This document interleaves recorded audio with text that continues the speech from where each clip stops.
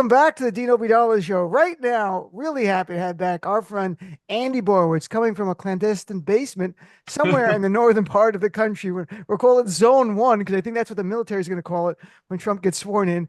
A New York Times bestselling author, co-creator of the hit show Fresh Prince of Bel-Air, award-winning comedian, and author of the Borowitz Report on Substack, which is borowitzreport.com, which is a great newsletter. I really recommend it. I enjoy reading it every day. And Andy, good to see you, my friend. Good to see you, Dean. Here we are yet again. What do you think? You live somewhere, we're not going to give it a location, but since Pete Hegseth, who's now nominated to be Secretary of Defense, in his book called Democrats Domestic Enemies, and that's consistent with Trump, do you think they divide America into zones? Like you'll be like zone 1 or zone 2, like we'll try to sneak in between the zones. Like, how do you think this plays out? Well, I have to confess, I never heard of our new Secretary of Defense designate until yesterday. And I was introduced to him in the most unusual way, which was I was given a video of him. It was from CNN, did this Right? where he appeared at some kind of county fair and Mhm. he was throwing an axe at a target. Have you seen this video? No, but it sounds great. I mean, I'm going to Okay. look it Well, up right after we're done. let me just break it down for you, and then everybody can go on YouTube and find it. And I think on YouTube, if you search Fox host throws axe hits drummer, you'll find it. So he was, there was this moment. Now I'm really showing my political nerdiness, but there was this moment in the 1988 presidential race when Gary Hart famously showed up at like a state fair and threw an axe, and it absolutely hit the bullseye. And that was an indication that he was like manly. He was a good manly guy. Could do. Right. So Pete, our new Secretary of Defense, tried to do this at a state fair, and he missed the target totally and hit a drummer. And it's a very embarrassing moment. But I guess the silver lining in all of this, I'm just thinking about his new role. Like maybe he'll try to attack Ukraine and hit Russia. So that would be good if it works out that way. It's going to be fun. You wonder who else on the Fox News team will be in important positions. Like, will Jesse Waters have a key position? With Greg Gutfeld, with the I help of the know. phone? I'm thinking Joint Chiefs of Staff will be the cast of Fox and Friends. I just That's think a great, right in on the couch. and I they mean, work together well already, right? So they Trump have the likes calling chemistry. in. Trump likes Right. calling into them anyway. So now he'll just instead of calling in the morning talking about how big his crowds are, he can just talk about how to keep China from invading Taiwan or not. I don't know how he feels about that. But no, I think like what is it, Steve Ducey? Is that his name? Yeah, Steve Yeah. and Doug, not Doug, Steve and his son Pete. No, what's it? Ducey one, Ducey two. Ducey That's one. They're very pleasant morning fascists, and I think it would be great to start your day with the Joint Chiefs on the couch. So that's just my pitch. Believe me, he's getting all the help he needs from Elon. Elon's giving him lots of advice. He doesn't need advice from little right. old Andy. But that would be my advice. Give Ducey all the Duceys a call. I used to call Fox and Friends Fox and White Friends for years, and then they cast a black guy and ruined my joke. So Oh no. I'll be forever angry. I think I even called them on air. Maybe I was on MS once. I was watching Fox and White Friends, and then perhaps they're like, we only do have white people in the morning here. It's kind of weird. You mentioned Well, Elon Musk. in fairness, that's more black people than were on the sitcom Friends. So That's in true. a way, it's more diverse.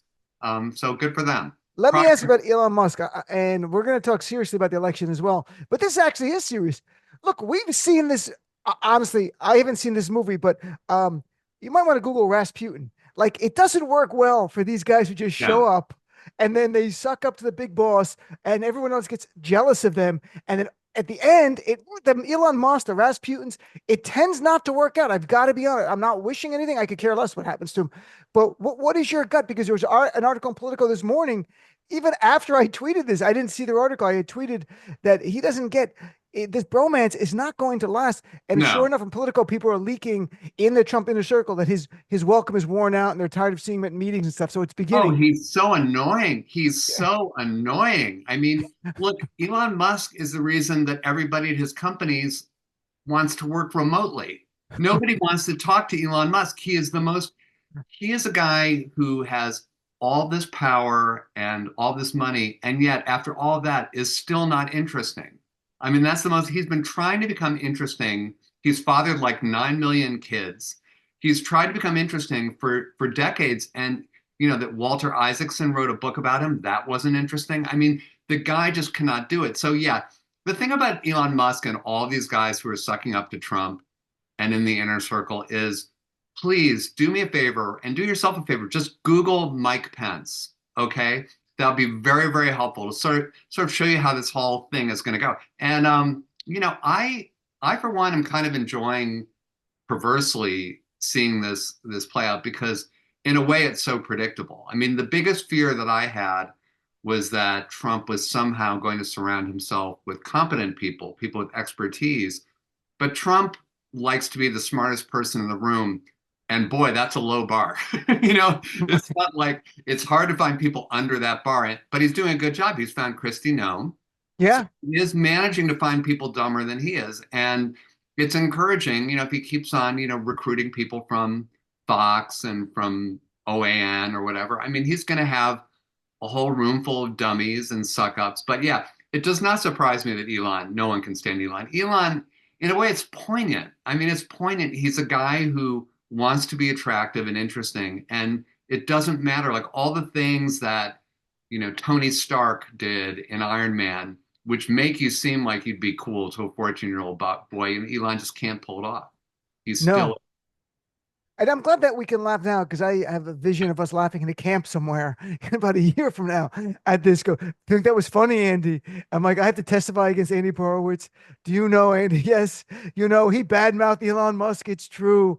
To like take him yeah, away. you're gonna totally sell me out. It's gonna I really be I'm gonna I'm gonna be existing as AI Dean somewhere. By the way, you mentioned Kristi Noem, who Trump nominated as the next Secretary of Department of Homeland DHS. Security. I sent you the thing because this is real Economic Times. I'm gonna try not to laugh when I read the article because it makes me laugh like a child. The headline in the Economic Times was quote Woman who shot her dog will head U.S. Homeland Security, and it makes me laugh. And I've read it 20 times. It triggers something in my childhood. I don't know why, but it makes me laugh. That's not the Onion. That's a real paper. No, And they're actually it's real correct. thing. She shot Cricket the dog and bragged about it in her book. She's a dog killer and bragged about it. And a goat, which people overlook the goat. I don't. Being of Arab heritage, goats are important. She Absolutely. also killed a goat and she bragged about it in the book. I'm not kidding, folks. It's true. She killed a dog and a goat. In a gravel pit. Yeah. Right. I'll be honest with you, Dean. I feel like those two things have gotten a lot of play, but those aren't the things from her book that I was the most amazed by because Okay. I actually was really interested in her book, understandably, when it came out. And the thing that I guess got some play, but not enough because, when you kill goats and dogs, that tends to kind of occlude everything else. Right. But she claimed in the book that she had met Kim Jong-un, and she has never set foot in North Korea, but she claimed, and I was just thinking, that's like a pretty big mistake to make. Like, I mean, I don't know about you, but I'm pretty clear on whether or not I'd met Kim Jong-un. I mean, the name does ring a bell, so it does. I Sure. take a moment and say, like, did I go to temple with him? I mean, I have to get to sort of wonder, but no, I've never, upon reflection, I've never met Kim Jong-un. But I was sort of hoping, my heart of hearts, I was sort of hoping that Trump would name her ambassador to North Korea because then at least her book would be a little bit more factual. She could actually meet the guy, Rocket Man. It's not going to happen. But I will say, seriously, the fact that he named her head of DHS does tell us something, which is that Trump does not take this border shit seriously at all. He does not. What we're going to be seeing, and I know people are freaking out as well they should about mass deportations because that actually is terrorism when you freak out a whole population and say we're going to ship you out. That's the definition of terrorism because I know people who are terrified that they're here illegally and they're going to be shipped out. Right. Here's my prediction about the whole border thing. Much like we're going to build the wall and Mexico's going to pay for it, that never happened. I think the border is just going to be straight up TV. It's going to be theater of cruelty. I think there's going to be a lot of violence. I think there's going to be a lot of raids and locking people up. It'll be sort of like Cops, on Fox. Hmm. But I think the actual numbers of people who are booted from the country will be in the thousands, if that. I That's it. if it gets into five figures, like 20,000, 30,000, that will be, I would say, the high water mark because we don't have the law enforcement capacity to pull this off. And Democratic governors are not participating. They're not playing ball. So, but what it'll be is, Dean, it's going to be the theater of cruelty. Like we're going to see like scenes of cruelty, and the cruelty will be real. And then, Elon using X and the Fox crew and OAN and News Nation and all those people, they'll amplify it and make the base think that 20 million people were kicked out. But it's not going to happen. And I'm chatting with Andy Borowitz, author, and check out the Borowitz report on Substack. Andy, even taking that a step further, the right now the economy is very good on paper, right? And some people are struggling, and and that's true. But unemployment, I think, is still 4.1, 4.2%. Wages have gone up, inflation has come down. There's a new report today; it's about 2.3 or 2.6%. I can assure you, with Trump's tariffs, if that really happens, inflation goes up.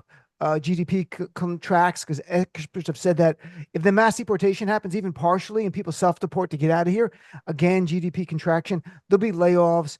But Yeah. even then, Trump will say the economy is phenomenal. And what worries me, Andy, getting back to your earlier point, if he just tells his supporters the economy is great, even if they're unemployed, they'll repeat that the economy is great. This is where we are as a nation. Well, you know what, Dean? I agree with you. And I do think the Democrats have to really up their game in terms of information. Like, I mean, we have incredibly smart people, incredibly good tech people. We have a lot of money, as Kamala Harris showed. You can raise a lot of money if you're a Right. Democrat. But we've got to really fight fire with fire. I mean, we have, the Joe Rogans of the world who are spreading, lots of misinformation, amplifying RFK Jr. and Donald Trump and all that. We've got to get our game. Our game is not where it needs to be. It's not terrible, but we need to step it up. I'm not one of these people who is being a Monday morning quarterback and saying the Democrats suck and the campaign suck, because you know what? As the votes are being tallied, it's becoming very clear this was an extremely close election. Kamala Harris came within 1 percentage point in the popular vote. And I'm sorry, 300 or so electoral college votes is not a landslide. I No. lived through a couple of landslides. I lived through 72 and 84. You want to Google that shit? That's what a landslide looks like when you win like one fucking state. So anyway, leaving that aside, I wrote about that a little bit last Sunday, but you can Google that too. But uh, in terms of like prices going up, it's a little bit like COVID. There was a lot of disinformation and misinformation during COVID. But when I was in therapy years ago, my psychiatrist said to me something that's really stuck with me, which is he says, eventually reality insists upon itself. And what that means is that you can be Hmm. very deluded and you can have this mythical vision of the world, which is, the vision that a lot of Trump supporters have. And I don't say that they're dumb. I think they've just been fed a lot of misinformation. He's a very good con man, has been for decades. But eventually, when you come home from the grocery store every week and your grocery bills go up and your wife or husband is unemployed and you lose your house, yeah, you'll buy up to a certain point when Trump scapegoats immigrants or he scapegoats Jews or whoever he's going to do. Maybe even you, my friend, maybe even our Arab Me? Americans will be at fault because he's done that in the past. Right. But at the end of the day, reality does insist upon itself. Unfortunately, we're going to probably have to hit bottom as a country, sort of to use a term from addiction therapy, Hmm. the addiction science. We're going to have to really hit a low bottom and see just how shitty it is. But that did happen during the pandemic. I don't think that Joe Biden would have won in 2020 had it not been for the pandemic. We only seem to do what's good for us as a people when the wolf is at our fucking door. And I think of like FDR with the Depression, Abraham Lincoln on the brink of the Civil War, and Barack Obama in the middle of the financial crisis. It's only really when reality insists upon itself that we give up our mythologies and we say, you know what, we're in fucking trouble here. We got to do something. And I think reality is going to insist upon itself. I think it's going to be grisly and ugly getting there, but I do not believe that what we're looking at now is really like, what they call a Pochomkin village, to use the Hmm. Russian pronunciation. It's this very fake facade that Trump has always had. Trump has always been great at making announcements. Trump steaks, Trump wine, Trump the game. He's great at making announcements, and the facade always looks impressive. It's a lot of gold and silver and mirrors if you're into that kind of Euro shit. But when you tear it down, there's nothing there. I mean, if you ever like stay in a Trump hotel, and I wouldn't recommend you do because we'll be joined by many bed bugs, they're shit. They look very glitzy on the outside, but they're shit. And that's what this is going to be all over again. It's too bad that we didn't learn the lesson the first time. But he's a lame duck now. He's a lame duck who's got a bunch of clowns around him, Uncle Elon. It's going to be ugly, and it's a lot of people are going to suffer, but it will end at some point. That's the It beauty. will. Well, it'll either end or we will end. I mean, that's, it's something's going to end. That's all I'm pretty confident of. I don't know how it Yeah, actually plays out. The, you touch a little bit there on Joe Rogan. There's a lot of this. I was even on MSNBC Saturday. They're like, Democrats don't have their own Joe Rogan. I'm like, that doesn't end it. Okay, we have a lot more problems than that. Like, I am now describing my show as the wildly popular Dean Obeidallah show. Like, if I just keep saying it's wildly popular, then they'll be like, it's wildly popular, right? But even if I was wildly, even if I got 40 million listeners, they have an ecosystem, but they also are talking to people about something that those people motivates them. And I think Harris was touching on things. The only thing in retrospect, and at the time, I think she was doing the right messaging. She was only candidate for 3 months, but talking about the tariffs in a way that really, how it's really going to yeah, impact people would have been something. But reproductive freedom was such a compelling issue and saving our democracy. So I can't disagree with that. Tariffs seem mundane when you're talking about, oh my God, a fascist is coming who wants Hitler's generals. And by the way, the tariffs are going up 20%. It seems like, are you yeah. joking with us? But I in mean, retrospect, that's a real issue, though. I'll be honest. I agree that we tend to vote our wallets and our pocketbooks. But let me just say this, and I guess I'm reiterating what I said before. Okay. Given given the fact that she was part of an administration that was very unpopular, Mhm. 40% popularity for Joe Biden, 70% of the country was convinced, and I'm not entirely sure why, that the country was on the wrong track. And incumbent governments, administrations across Europe have all been booted out. So it's a part of a much larger wave. Given all that and the fact that she is a Black woman and that she had 100 days to do this, I think she did phenomenally well. I think Right. Me she too. came very close to winning. And that's becoming clearer and clearer as we see the final tally of the popular vote. This was not a landslide. This was a squeaker. It doesn't look like a squeaker because she lost the battleground Overall. states, but Yeah. that doesn't reflect how the country feels, though. That reflects how thousands of voters in 7 states feel. The way the country feels is that it's pretty evenly divided, as it tends to be in most elections. I mean, if you look at one of my favorite examples is right after the Civil War, and not to go all John Meacham on you, But but please do. right after the Civil War, in the election of 1868, Ulysses S. Grant was running for the Republican Party, the most popular man in America. The only way you can compare him now would be like Taylor Swift. Yeah, Wow. that's at that level. Ulysses S. Grant was running against a guy named Horatio Seymour, and this dude actually had opposed the Emancipation Proclamation. He was a real adversary of Abraham Lincoln, the national hero, and that election was close. It was like a 50-50 election. So all I'm saying is let's not get into the Democrats do this thing where they like to get into the circular firing squad. One of my favorite quotes ever was from the great political humorist Will Rogers about 100 years ago, who said, "I don't belong to any organized political party. I'm a Democrat." And I Right. think it's really holds up now. We're like wringing our hands and saying, "Oh, but the Democratic brand is toxic. We've got to redo." I know. I know. No, we don't. We almost won. It was like, I will say the one thing that we do have to address is getting people turned on about politics again, because this election was such a turnoff. There were a lot of double haters who stayed home. It was bad turnout, low turnout, and that benefited Trump, no question. It did. And it's another way in which the experts were wrong, because the experts like saying, no, we want low turnout because Trump has low propensity voters. Well, you never really want low turnout because you don't know who's going to turn out. It's like you want low turnout if all of their people aren't going to turn out, but their people turned out enough, not in great numbers, but he's going to wind up with a plurality, probably about 49%. Not a landslide, not in my lifetime when I lived through Ronald No. Reagan and Richard Nixon in 72. This was a squeaker, as most most elections this country are. And we have to regroup not for 2028, but for 2026, because the midterms, I mentioned this on my Substack on Sunday.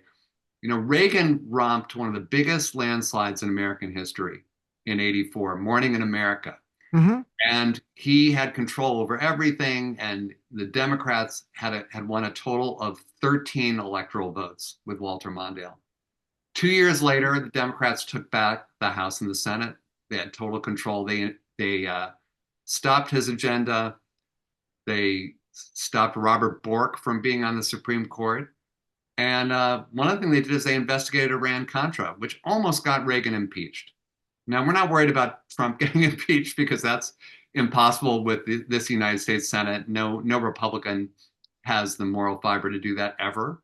Uh, but I do think that Trump's overreach as a lame duck, surrounded by his oligarch friends, that's what's going to be his undoing. Not that he'll leave office early, but that the country is going to finally turn on this guy. And if you look at history, these guys, these autocrats, they really don't end well in general. They don't usually sail up in the sunset and go on a book tour and have a big book deal with Simon and Schuster. They usually end up, yeah, pretty badly. And Right.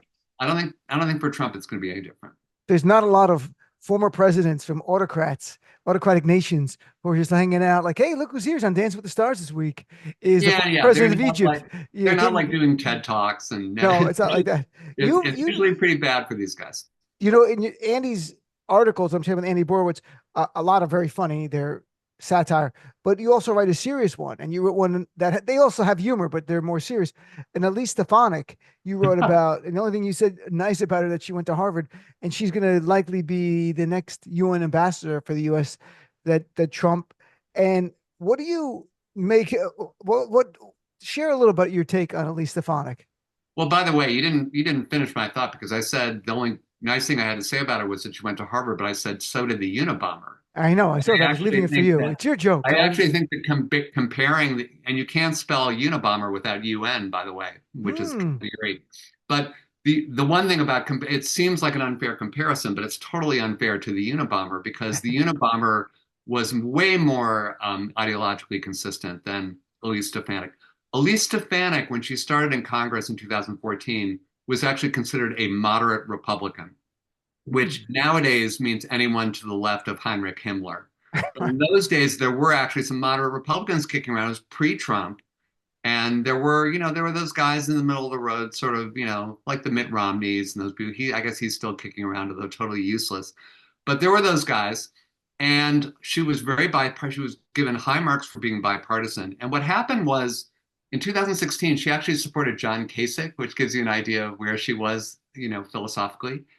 And what happened was her district, her congressional district, which voted for Obama and had seemed kind of a purple district, voted overwhelmingly for Trump. And Elise, recognizing which side her bread was buttered on, just went full crazy, went full MAGA crazy. And now she's one of the craziest of them all because she's just a fucking opportunist. I mean, it's just Yep. naked opportunity. And Kristi Noem, by the way, is very much in that same cast. She was kind of a right-wing, sort of Tea Party-ish, but not actually a member of the Tea Party. She was kind of embraced by the Tea Party, but she was one of those kind of like deficit hawk, anti-Obamacare kind of standard issue Tea Party lady. And then with Trump, she's got like the whole look. She's got the MAGA look, and she was a vaccine denier. Like she hosted. This is our future DHS person. She hosted one of the biggest super spreader events in the country I as governor. remember. It was the Sturgis motorcycle Yep. rally. So these would be now, one thing that's kind of interesting. I think both of these women. This shows the tremendous sexism of Donald Trump because he generally only appoints women to roles that he considers beneath contempt. Like he doesn't believe in the UN. And so he put Nikki Haley in the UN. So this is Hmm. how he gets his kind of like his quota of women. He puts them in places where he thinks they can do no harm. And we'll see. I mean, I think Kristi Noem and Elise Stefanik are both capable of doing enormous harm. I But agree with you, I and we're think gonna. I think it is a manifestation of his sexism that he wouldn't have like a female Secretary of State, I don't believe. He will have little Marco though.